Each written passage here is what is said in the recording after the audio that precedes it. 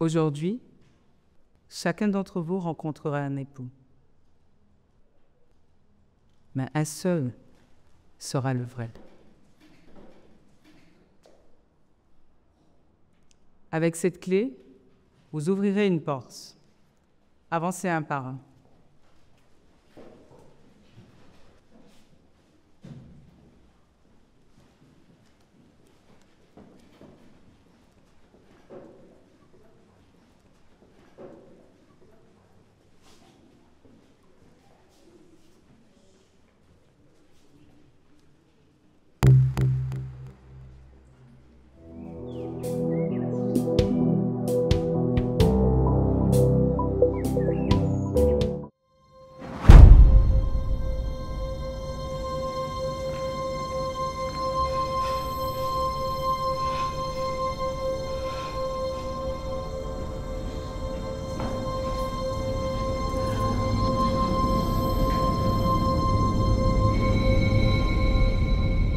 Tu es né pour conduire, pour dominer.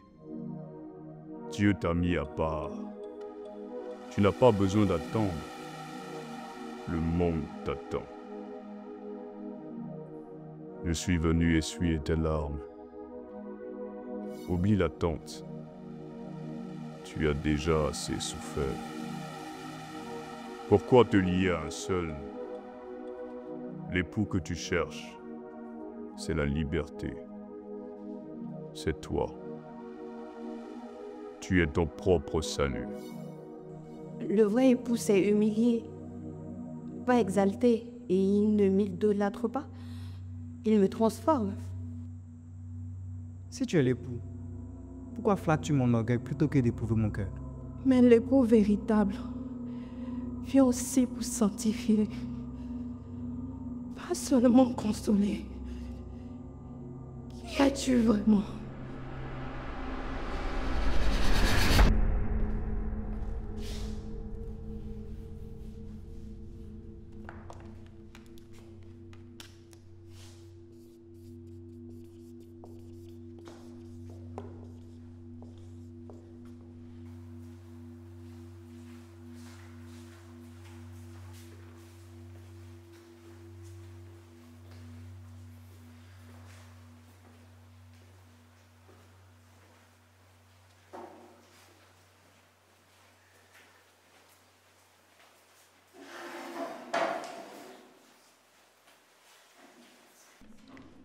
Vous avez tous entendu une voix.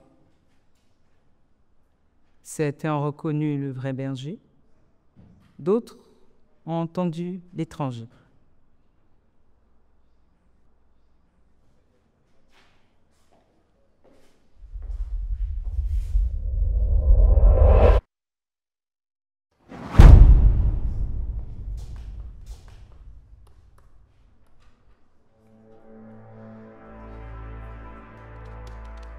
Pourquoi flattes-tu mon orgueil plutôt que d'éprouver mon cœur?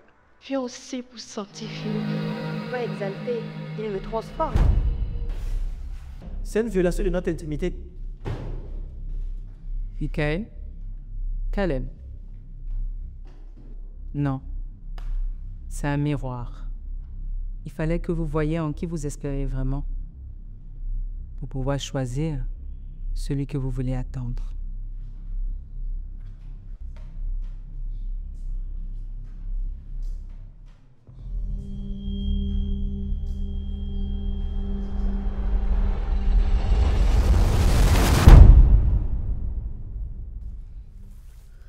Je croyais aimer Dieu, mais c'était mon besoin de reconnaissance que j'appelais appel divin.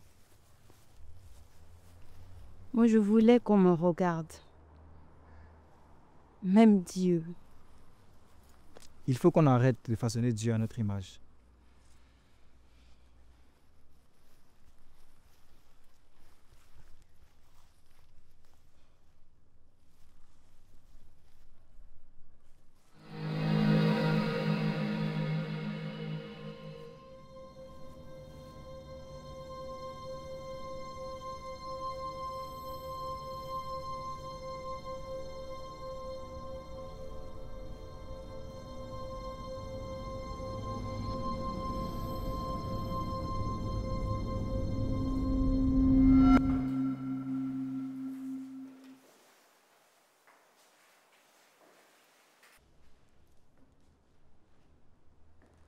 Voilà ce que vous faites quand vous attendez un époux façonné selon vos désirs.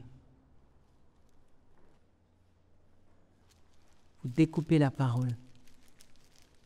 Vous retirez ce qui vous dérange. Mais le vrai époux, il ne flatte pas vos blessures. Il les guérit. Il ne vous entretient pas dans l'attente.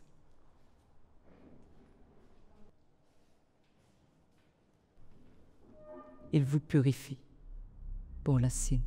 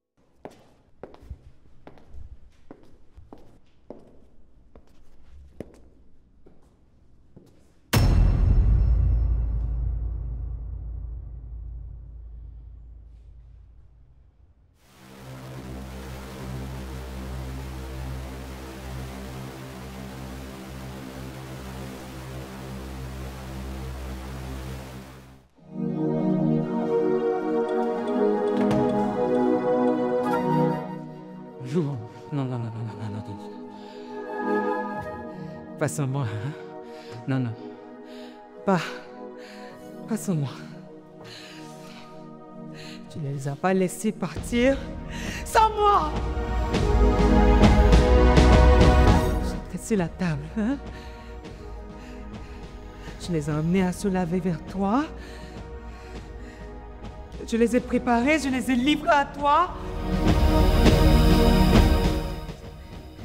Je me suis même débarrassée de mon vieil homme. Je ne l'ai pas épousé. Pas sans moi. Non, pas sans moi.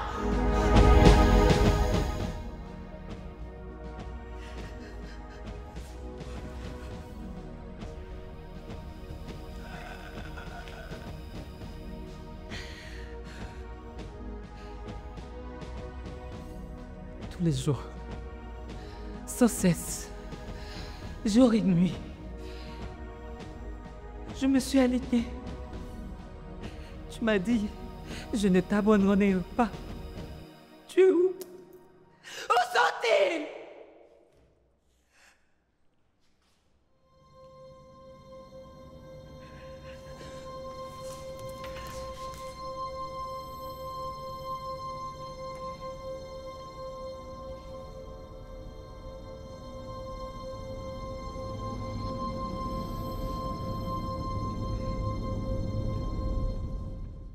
Docteur Nathanaël, nous sommes au CSTKO du 21 au 25 juillet.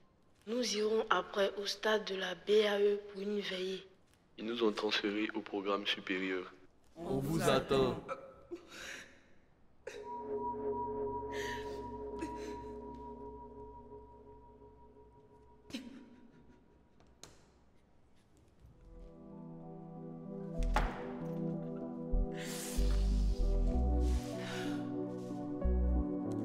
Tu es fidèle.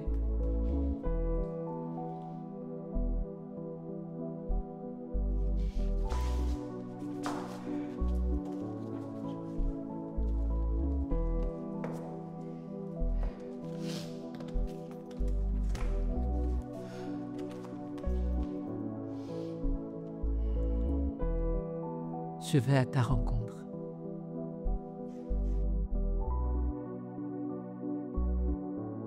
Aller à sa rencontre. Ce n'était pas qu'un film, c'était l'histoire de ta vie. Dans Osée, chapitre 1, le verset 2, il est écrit « La première fois que l'Éternel adressa la parole au prophète Osée, il lui a dit « Va, marie-toi avec une prostituée et adopte ses enfants de prostitution. » Cette injonction que le Seigneur avait donnée au prophète Osée était une prophétie de ce que le Messie Jésus allait faire lorsqu'il allait venir sur la terre. Cette femme prostituée était l'image de la société qu'il viendrait trouver en train de se vautrer dans toutes sortes de vices, toutes sortes de débauches. Les enfants de prostitution que le prophète Osée devait adopter étaient l'image de tous les hommes, toutes les femmes, peu importe la vie, peu importe l'état de saleté dans lequel ils seront, que Jésus-Christ va adopter, va épouser et à qui il va donner son nom, qui va laver par son sang. C'est peut-être à cause de toi seul que le Saint-Esprit a permis qu'on puisse faire cette vidéo. Si, après avoir vu ce que tu as vu, tu sens dans ton cœur que tu ne connais pas ce Christ personnellement et que tu n'es pas encore prêt à le rencontrer, je veux te lancer un appel. Tu es peut-être un chrétien rétrograde, tu es peut-être aussi quelqu'un qui n'est pas encore né de nouveau. Peu importe, Jésus veut devenir ton époux.